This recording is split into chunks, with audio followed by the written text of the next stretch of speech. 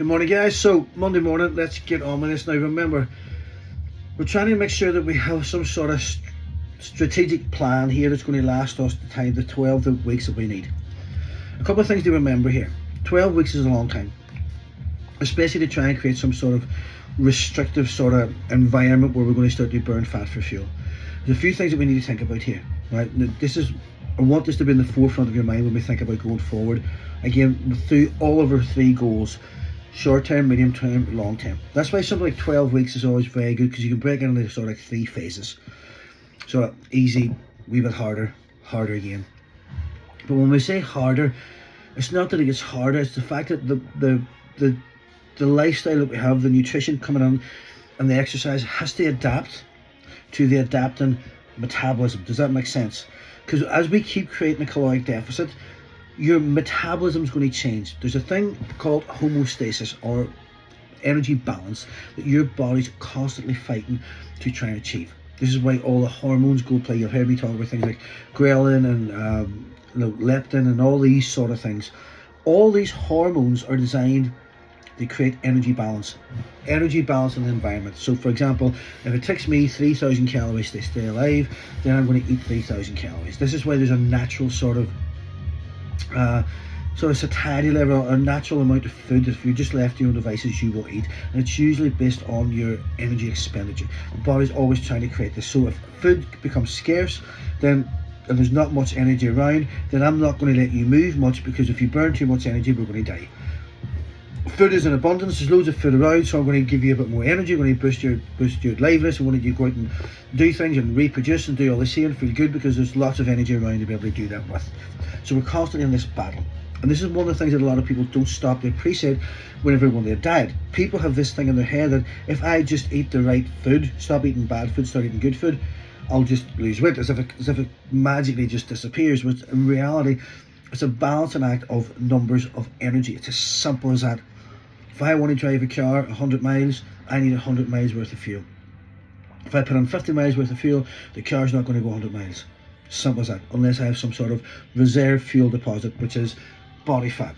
The car will only tap on that so long before there's not even enough fuel to drive the fuel. So if I start putting on sort of like 60 miles worth of fuel, even though I've got a reserve tank, after a while the car is only going to drive 60 miles. Right?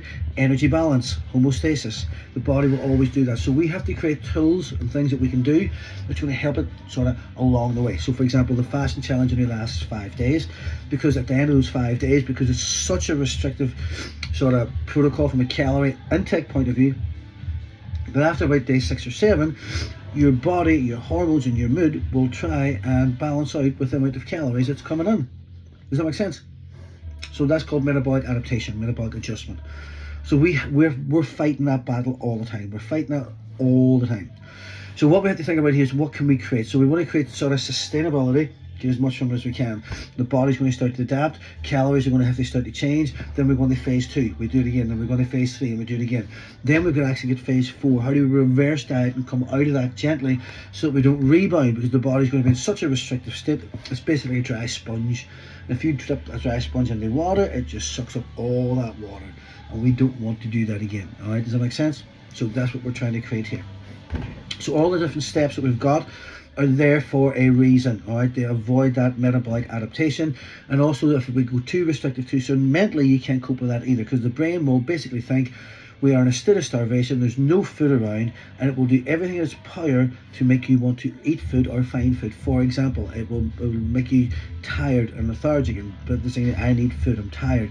It'll increase ghrelin, it'll make you feel more hungry than you normally are. It will change your mood, it will make you feel grumpy, because when people are slightly depressed and they're low mood, dopamine levels drop. When dopamine levels drop, things that are dopamigenic, it's a very hard word to say that 10 times fast, which are, for example, food, right? Food always tastes really better when you're depressed, because your dopamine sensors are low. I eat food, dopamine spark, oh my god, this tastes amazing, this is so good, I want more of that feeling. So we're working against all these neurological and hormonal things that are working in our body. So how do we do this to the best of our ability to last the way that we're supposed to last? All right, and we'll go through all the stages. Now for me, the biggest problem with anybody doing any sort of nutrition program is accountability, right?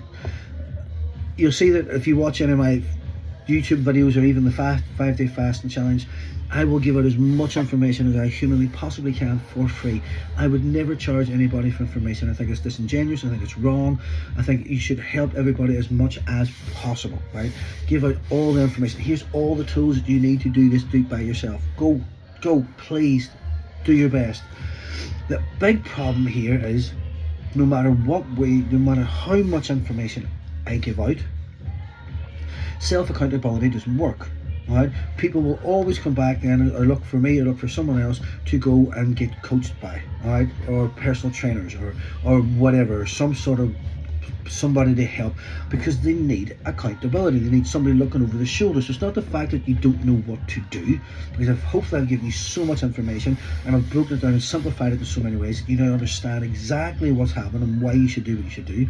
It's still not that easy, right? Because unless information can be turned on the practical application, then that information is useless. All right, so we've got information, but how do we turn information into application? All right, application requires certain other things. All right, it requires discipline, it requires structure, it requires consistency, but for a lot of people, myself included, it requires accountability. All right, and self-accountability just doesn't work sometimes.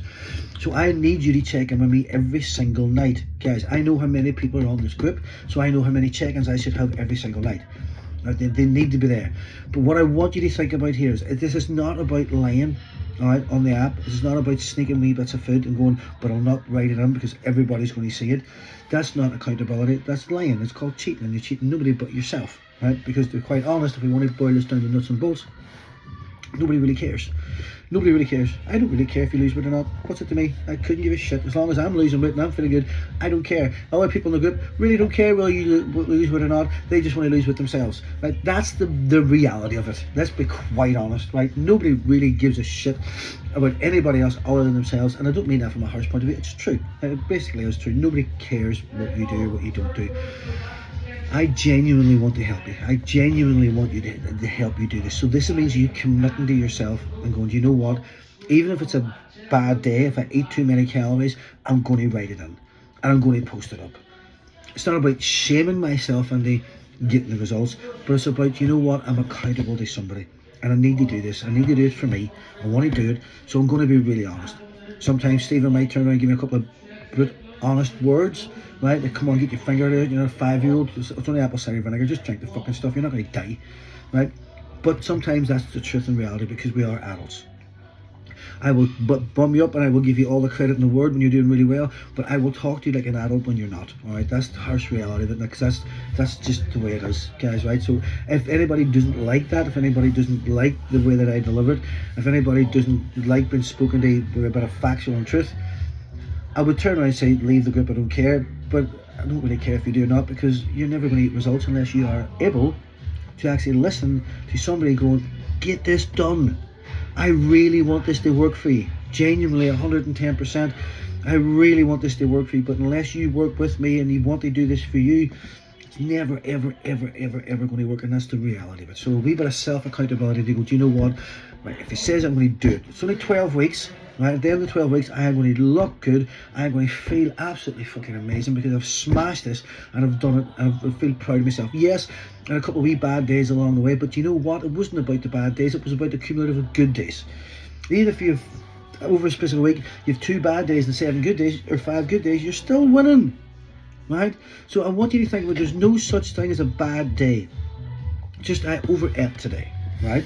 So let's say, for example, your target today is just, for example, 1200 calories and you had 1400 calories, right? Well, then tomorrow just pull back 100 and the next day pull back 100. Balance. It's all about balance. Remember, this is why we're going to do a 24-hour fast coming on to each Monday, because if we do run over a wee bit on a Sunday and a Monday, because you will, right? Let's be honest, I'll give you 1600 calories, but you're still going to go over. Then we can pull those back. It doesn't mean you deliberately go over, but you will, right? So this is where we have to be really honest. What I really want from you for this 12 weeks, guys, is about 80% of your 100% capacity. if you try to give this 100% of the time, you will fail, because it's not possible, right? We're all going to have bad days. We're all going to have stressful days. The kids are going to nag at us one day and you know what, fuck this, I need a glass of wine before my head explodes. Like, there's just days like that. Days at work we're just thinking, you know what, I just need to offload today. I just need a glass of wine. I need a bar of chocolate. I need something. I'm going to over my calories, but you know what, I don't care. Right, that's fine. That's not an issue. That's not a reason to break the whole diet. It's a reason to turn around and go, do you know what, I am a human being and it's fine. I'm not going to lie about it. I'm going to put it in the app. I'm going to post it up. But I'm going to turn around then and say, this is what happened to me today, and this is how I felt. And when you post that up in the group, I can guarantee you probably 3 or 4 people would turn around and say, me too. Kids were doing my head on the day. I just couldn't cope. I had to switch off. Otherwise, I would have shot one, right? Because that's just the reality of life. So if we can give it 80%, 100% of the time, and that's your attitude, right? If we can give it a wee bit better, brilliant. But for a consistency point of view for 12 weeks, if I can give this 80% of my best 100% of the time, and that's with your food. So out of my daily food calorie intake, if I can have 80% of good, healthy, natural, wholesome food, and maybe 20% of, do you know what, if I want a chocolate biscuit, I'm going to eat it as long as it falls within the calories. Perfect. Right? We're not going for the Olympics here, guys. We're not trying to be fitness models stepping on stage in a bikini. We just want to look good and feel good. We want to do it in a way that we feel successful, we have achievement, and not just that, that's replicable. There's another hard word to say. Replicable. I can even say it. That we can replicate them anytime. I want to lose weight, if a wedding come up, I want to do something, I know what to do because I've done this before. Bang. Now the accountability side is slightly harder than that, but now you get the information that you can put on the application. Does that make sense? Right, so I want you to stay really in tune with everything for this next 12 weeks. But just think about it on a daily basis. Small, simple steps, day ones. That's all we want. I want you to have a one today. I want you to post up your check-in tonight, and I want you to give me a thumbs up and tell me how today went. I feel fucking great that I hit my target. This was really hard, but I feel great because I did it. This was hard today, but I slipped up. I had a glass of wine because I was just very emotional today. It got very challenging. Fine, no problem. We'll all give you a pat on the back and say, listen, it's all right, not too bad, but let's kick it off tomorrow again. It's about a group sort of atmosphere, it's about a group collaboration, it's about camaraderie, it's about doing it together. That's the difference of winning and losing when it comes to accountability. Not just accountability to me, accountability to yourself, accountability to the group. Alright?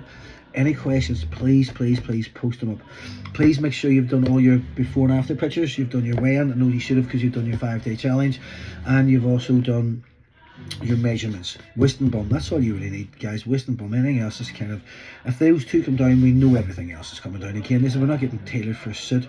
We just want to make sure that what we're doing is working, and if it's not working, then I can say, listen, I've been doing this and this, what can I change now and modify to make it work again? That's where I step in. Let's try this. Does that make sense? Good. Have a good day.